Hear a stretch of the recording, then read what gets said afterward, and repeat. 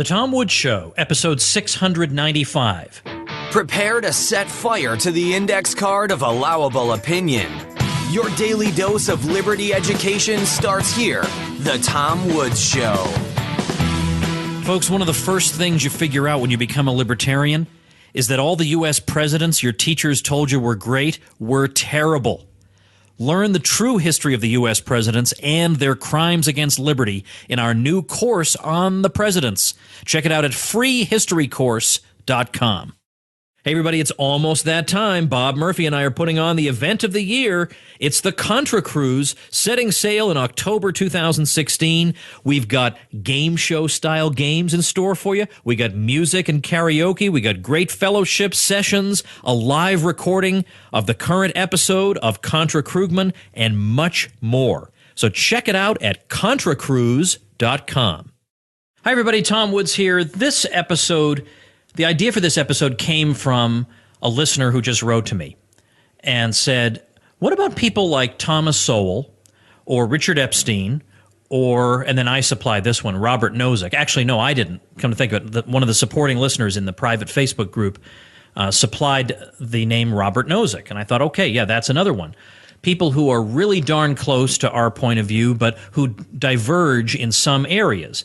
And this person was saying, why don't we look more closely at what these people say, and let's find out what the good is and maybe what the differences are. And the result will be just better understanding all around. I thought, that sounds like a pretty good topic. So who'd be a good person to discuss it with? So I thought, well, how about somebody I know for a fact will know everything there is to know about all three people because he knows everything there is to know about everything. And that's the smartest person I know, David Gordon.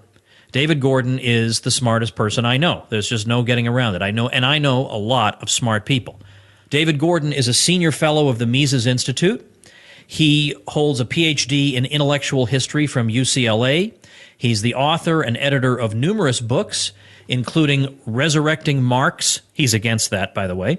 An Introduction to Economic Reasoning, The Essential Rothbard, and other works. He's widely published in the academic journals, and he's been a friend for many years. He's somebody who, I guess, at least a couple of my book manuscripts I sent to him as soon as they were finished, because I knew if there was one I that wasn't dotted, he would find it. If there was one small, obscure error that nobody would notice, he would fish it out and alert me to it. So he's really a great secret weapon to have. And of course, our great historian Ralph Raico said, who needs the Library of Congress when you have David Gordon? David, welcome back to the show. Tom, thanks. I had somebody write to me not long ago saying maybe you could do an episode where you look at a few people who are certainly in the ballpark of where we are. They're not directly in our camp, but we can appreciate a good deal of what they say, and yet they do go wrong in some places. So can you help to sort out the good, the bad, and the ugly with regard to these people? And the two people the person writing to me had in mind were Richard Epstein and Thomas Sowell. Now, I happen to be more of a Sowell fan than an Epstein fan, but fair enough. I understand where he's coming from. And when this was suggested, I thought immediately David Gordon. David Gordon's the guest for this. But then I thought, I don't know, there's something magical about three people. Even though you could do an episode on any one of these, we're going to do an episode on all three. The third one that somebody suggested, I asked my private Facebook group, who's another one? And somebody said, how about Robert Nozick? And I thought, boy, David knows Robert Nozick inside and out. So let's do the three of those. Let's start, maybe, if we start with Nozick, the whole episode will be Nozick, I think. So let's do Nozick third. Let's start with Sowell because I think he's the most sympathetic of the three characters in some ways. There's a lot that's great about Sowell. I think his book, Civil Rights, Rhetoric or Reality, is very good. His stuff on education is very good. His general column is good. A lot of his economic teaching is good.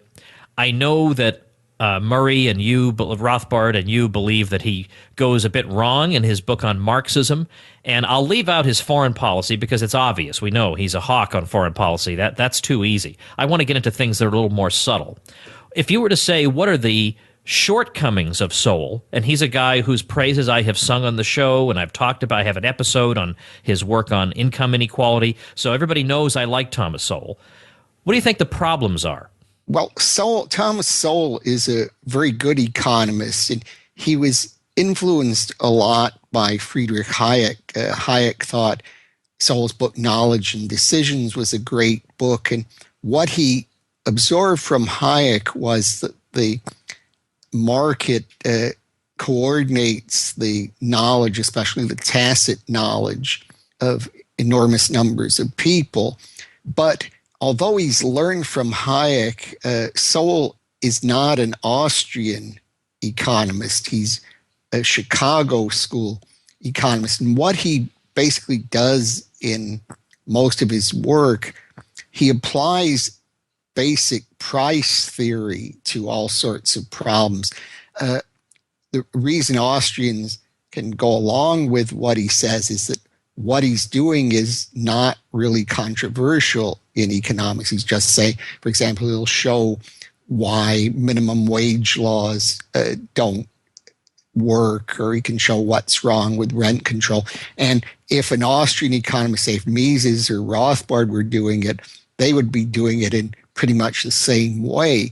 But the point where he differs, or a point where he differs from the Austrians, is he was very critical of Bombaver, a great Austrian economist, had a criticism of Marx, a famous criticism.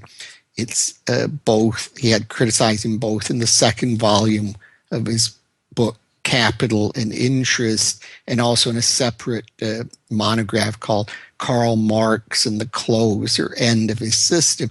And all right, and let me jump in and clarify that we're talking now about Eugen von Bombaverk, that economist. All right, go ahead. Yes, so what Bombaverk said is Marx is supposed to be explaining prices by his famous labor theory of value, but Marx has to admit that prices on the market don't really correspond to their labor values. I don't think I need to go into the details of why they don't correspond, but he said, look, Marx is supposed to be explaining these prices in terms of labor value, but he admits that the prices don't, in fact, correspond to labor values. All right, wait, let's back up a minute. Again, I don't want to assume any prior knowledge. When we say that Marx says that prices correspond to labor values, this has to do with his labor theory of value. Yes. Where when he's trying to understand prices and he's trying to understand why one price is the same as another price, it's that the two objects involved must have an equal amount of some third thing, which he takes to be labor. Yeah, yes, exactly. Socially necessary labor required to produce it. So, but actual market prices don't, it doesn't work out that way. So Marx said, well, that may be true, but he can show that the market prices can be derived from the labor prices. So what Bombaverk says, if this derivation doesn't work, Marx didn't succeed in this. So what Sowell says is, he seems to think that Bombaverk's point is that there's a contradiction between, that Marx was contradicting himself by saying, I can explain prices by labor values, but then he has to admit later on that prices don't correspond to labor values. So Sowell thinks Bombaverk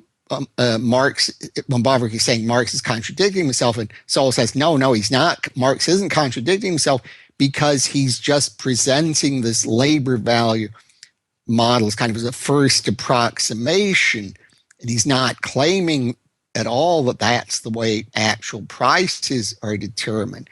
And where Sowell's criticism goes wrong, I think, is in 2 points. First, Bombaverk's criticism is he isn't assuming Marx is just ignoring a contradiction that he wasn't aware of. Bombaverk's point is that the derivation doesn't succeed. So Bombaverk knew that Marx realized that the real prices don't correspond to labor prices, but he says the way Marx tries to solve this doesn't work. And then the second criticism is Sowell says, well, when Marx sets up this labor model, he's just giving this kind of a preliminary model. Can't you set up a model any way you want? But what Bombaverk points out is that Marx isn't just setting up a model. He isn't just saying, well, here's what I'm assuming, and then we'll figure out how this helps us understand economic reality. Marx is claiming from certain assumptions of his model to derive what would be the case in that model. So when Bobrock says, no, this doesn't work, Marx is not just setting up a model saying, I'm going to assume prices correspond to the amount of labor required. I mean, that price corresponds to the amount of labor required to produce the good. He's claiming to derive this by an argument under these simplified assumptions. And Bobrock said, no, this argument doesn't work. So I think that's the main weakness, I think, in Sowell's work, is just his criticism of von Bobrock on Marx. Otherwise, he's generally quite good. I mean, there are other differences one can point to. For example, he doesn't accept Austrian business cycle theory. His explanation of the 2008 crash is almost entirely in the real estate, the collapse of the real estate boom, and that the government unwisely encouraged the lending to very risky people who wanted to buy houses. But Sowell isn't really that theoretical. What he basically does, and he does this very well, is he applies basic price theory to all sorts of problems, and he has a very good grasp of history, and he can apply the basic price theory to all sorts of interesting historical material. Let me say a couple things here about Sowell. If his worst, again, leaving foreign policy out of it, if his worst problem is this issue over the success or failure of von Bobrock's argument against Marx, I think Sowell's coming out pretty well, because that's an argument that most people wouldn't even be able to understand, so they wouldn't even be able to see where his errors are. Secondly, you're right, he wrote a book called The Housing Boom and Bust, I believe, and I think he did a second edition, because I think the first edition might have come out, I don't remember the year, but there was at least, either it was the first or there was a second edition that came out after my book, Meltdown, which of course talks about the Federal Reserve. I know he cites that in The Housing Boom and Bust, and that really surprised me pleasantly. And I tried to parlay that into an appearance by Sowell on the show, and that has not been successful. He's very, very hard to reach. I've had Walter Williams on, his friend, a couple of times, but I've not been able to get Sowell himself. Let's move on to Richard Epstein. Now, first, tell us who Richard Epstein is, and secondly, and Richard Epstein, let's talk about his work on anti-discrimination law, because there he is treading in an area where other legal scholars would definitely not dare to tread. So let's give him some credit, and then let's see what some of the drawbacks are. So first of all, who is he? Richard Epstein is a legal academic. He's now at NYU, but he taught for most of his career at University of Chicago Law School.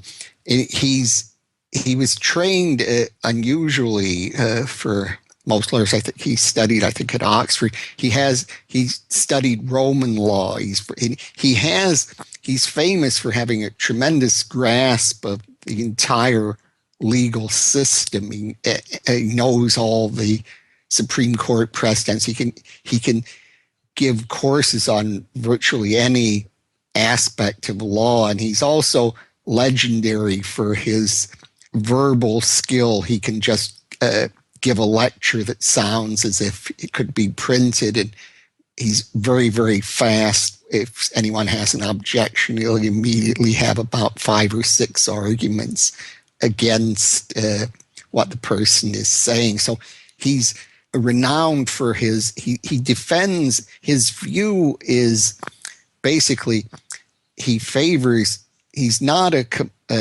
complete libertarian. He favors a limited government. He places great stress on the so-called public goods argument, the view that a completely free market would fail to produce certain goods because these goods, such as defense is one that's given as an example, are ones that are what is called non-rivalrous. Say the government's defending your house from a missile attack. It's defending my house at the same time. I'm not we're not rivals, and also it's the goods are non-excludable. So Epstein says there are certain goods that are these public goods that have to be provided by the government. Would just, if you say, well, can't people have arrangements, as various free market theorists have proposed, to produce these public goods? He says, no, it would be just too much trouble. We do need a government. And he doesn't defend the free market on the basis of natural rights, say in the way Rothbard does. He's a utilitarian. He says what we should do is to try to maximize well-being or happiness, and the free market is the best way to do that. And just like Sowell, he's very much a Chicago school economist, so he's applying Chicago principles to try to argue for that. And what I think his unique contribution is, he thinks that we can take the U.S. Constitution, interpret it a certain way as promoting this kind of basically laissez-faire capitalist society, although not completely so, that he favors.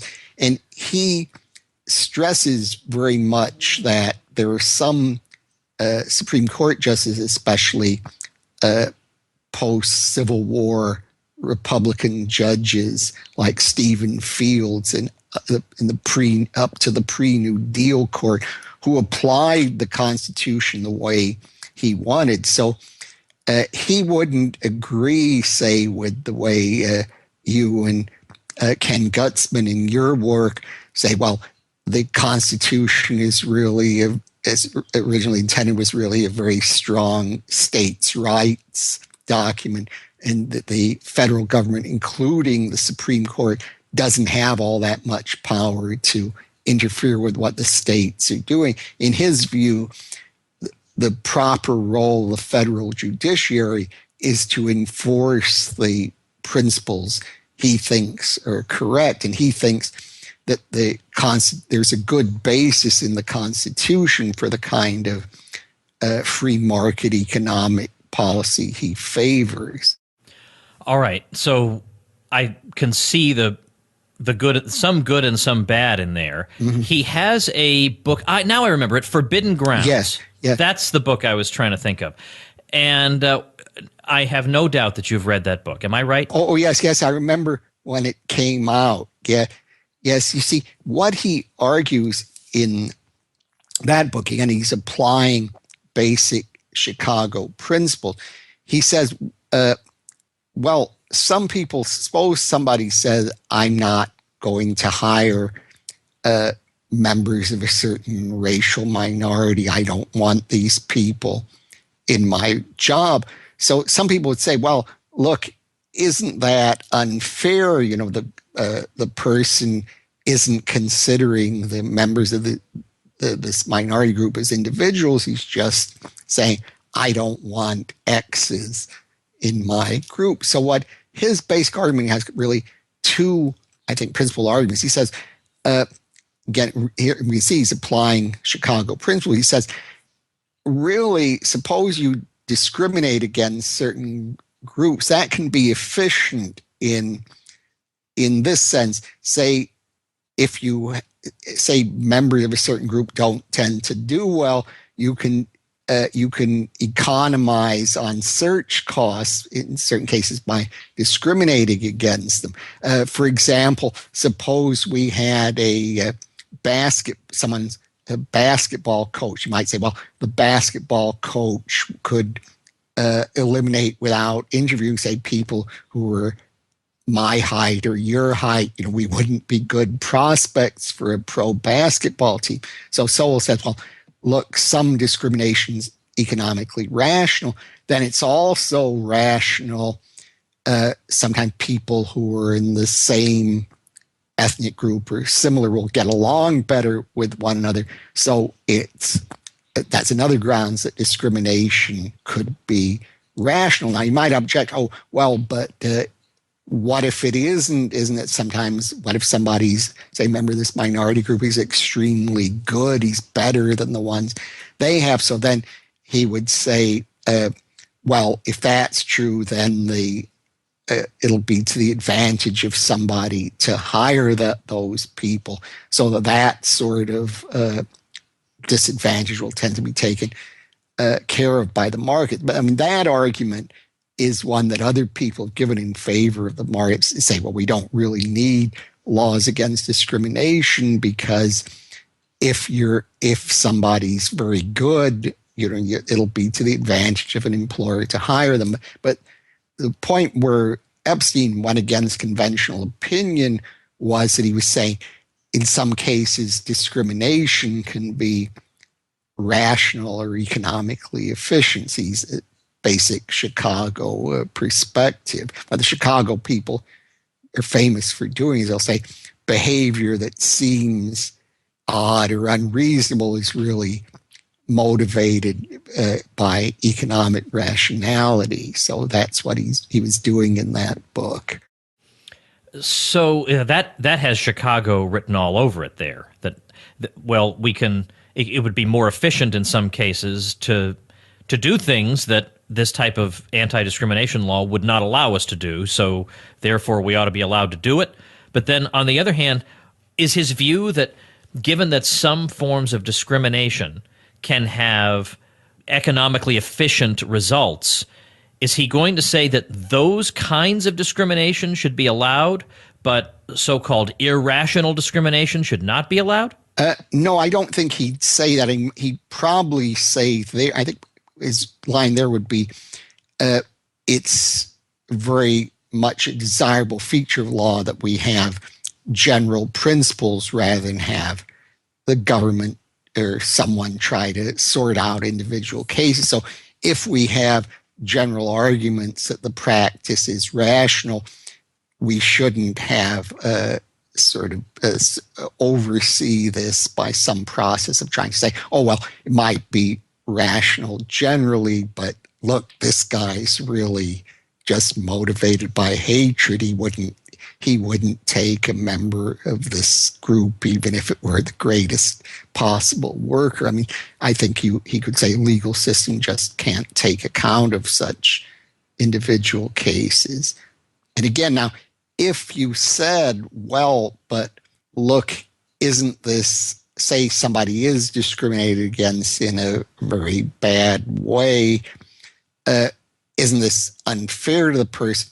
Remember, he doesn't accept the notion of natural rights. Of course, libertarians would say, well, people don't have a natural right to engage in a business with somebody. So, even if the employer is discriminating against you because he really hates your group, he's within his right. So he wouldn't accept that, but he would also not accept views say you have a right, which many left-wing theorists would say, well, you have a right not to be discriminated against. He would say what he's interested in is promoting the efficient outcome the way Chicago economists define it. So that's why and he's given arguments that in forbidden grounds that discrimination in many cases is rational. So, I mean, he controversially opposed the section of the 1964 Civil Rights Act that forbids private discrimination in certain cases. All right, we could say a lot more there, but let's move on to Robert Nozick. You knew him, I know, and I would say that for our audience, the most significant work of his, of course, is Anarchy, State, and Utopia, in which he made the case for the minimal state, but not beyond the minimal state, and argued that this minimal state could come about in a way that would not involve the violation of anyone's rights. And that aspect of his argument, he has a lot of great stuff in Anarchy, State, and Utopia, but that aspect of his argument is rather involved and complicated, is it not?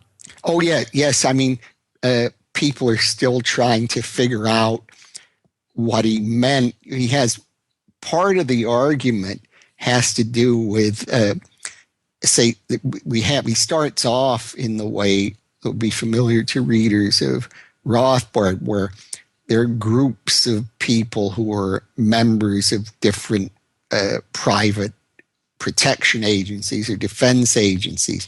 And what he wants to show is that agencies would want to forbid other agencies from imposing what he calls risky decision procedures on their clients. So he thinks this could lead to, say, a stronger agency just forbidding other agencies to function because they'd be imposing risky decision procedures on their clients. So they could at least stop them from doing that. But if you did that, then you'd have to compensate the people who couldn't defend their own themselves because, say, the what he calls the dominant agency had stopped them from imposing their procedures on others. So he said, well, you have to compensate them. And one way they can compensate them is by offering them free or discounted protection under their own agency. It's kind of peculiar compensation, something like, I'm saying you can't protect yourself, and in return, I'm saying I'll give you a discount if you buy protection from me. So he thinks that process can show that a minimal state can arise legitimately from a state of nature that anarchist libertarians would accept. So he's saying it could arise legitimately and would also be in the interests of people to move in that way. I mean, just to say, it was a mistake a lot of people make about Nozick's argument. Just to say you could get to a certain state of affairs or condition from a starting point without violating rights isn't a justification for it. For example, suppose we could have, say, we start with a completely free anarcho-capitalist society, and then it would be complete, it wouldn't violate anybody's rights is if everyone gave all their money and land to me, so I owned all the resources. That wouldn't violate anybody's rights, but it wouldn't be a justification for the state of affairs where I own everything. That would be a very bad thing for everybody to do. I'd like it, but it wouldn't be good for anybody else. So he has to show not only that you could get to this minimal state without violating rights, but it would be in people's interests to do that. What can we say on the plus side here for Nozick?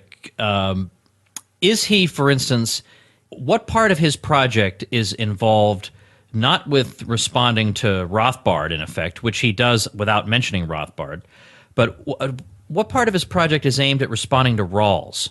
Oh, well, this is really what he does. He in the second part of the book, see, the first part, which I think, as you indicate, would be the part that Rothbardians or libertarians would, such as me, would disagree with, is this justification of minimal state. But then the second part, he says, okay, we've got a minimal state, but most people want the state to do more than just enforce people's libertarian property rights.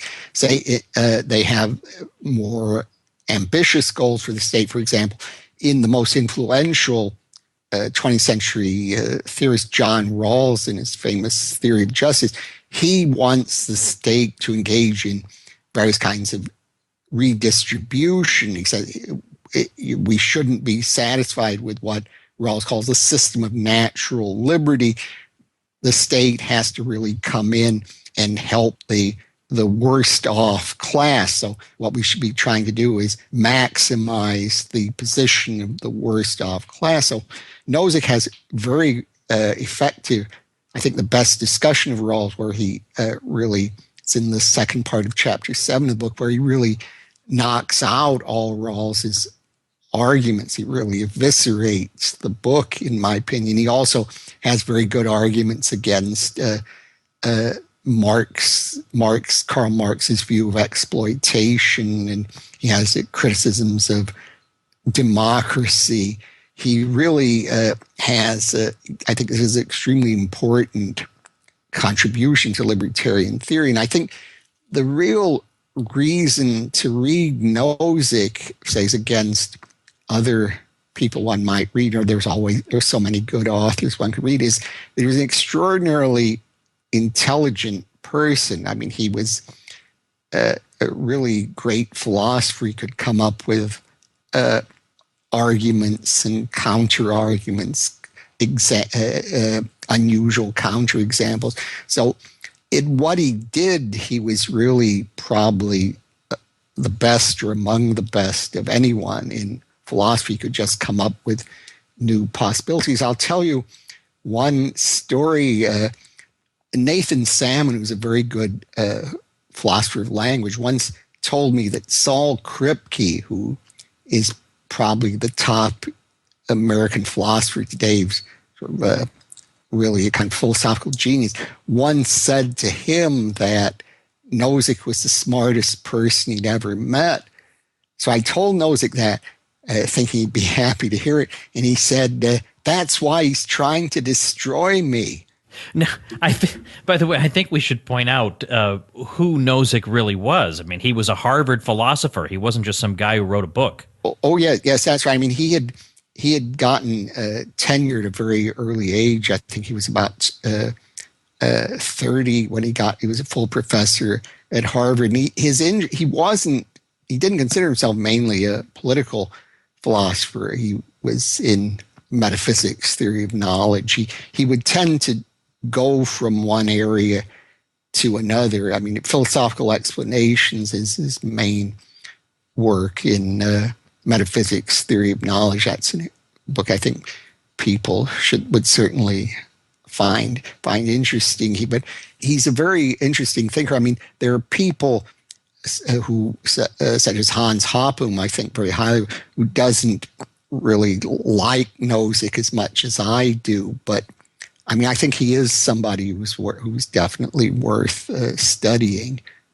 Can you give us an example or two of arguments that Nozick makes against Rawls that show how sharp he was, and or his argument against Marxian exploitation theory? Oh, well, let me see. One he has where Rawls says, he favors what he calls the difference principle, which he says we should apply.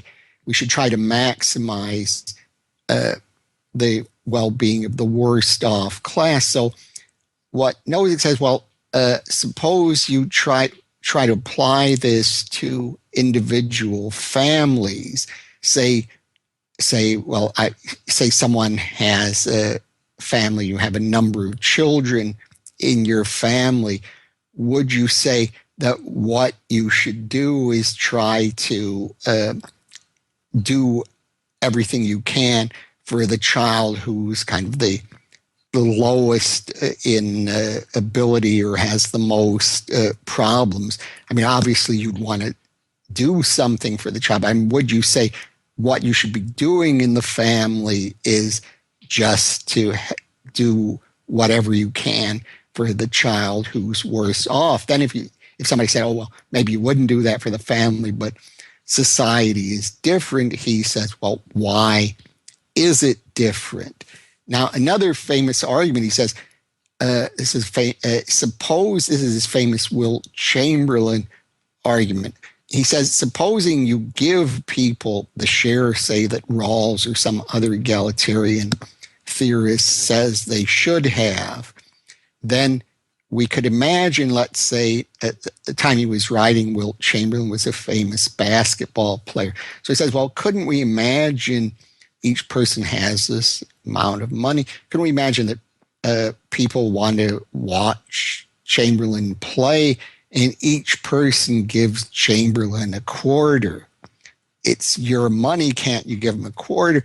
But then the result is, say, that Chamberlain gets a salary of $250,000, which in those days was enormous amount of money for a basketball player. I think now that's probably what they earn a day or something. But at that time, so what he's saying is, look, if we start off with this egalitarian theory, then people could what he calls this a pattern theory. People can upset the pattern very easily because they're taking their shares and they're just spending the money in a certain way that results in people being unequal. Then if you say, oh, well, then we can just stop them from doing that or take away the money that goes to Chamberlain, wouldn't that require very severe interferences with people's liberty? So if we try to enforce a pattern, we'll find it's very difficult to do that in a way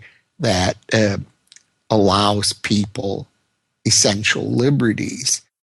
Let's talk about Marx for a minute, because I get, when I'm on Twitter a lot, I get people saying that it's a sham liberty that libertarians are favoring because it really is just the freedom to starve, right? It's a very common Marxian sort of response. It's a freedom to starve. Yeah, I know I have the freedom to take a job or not take a job and to accept a wage payment or not accept it, but what kind of freedom is that when the alternative is starvation? So it's just a sham freedom.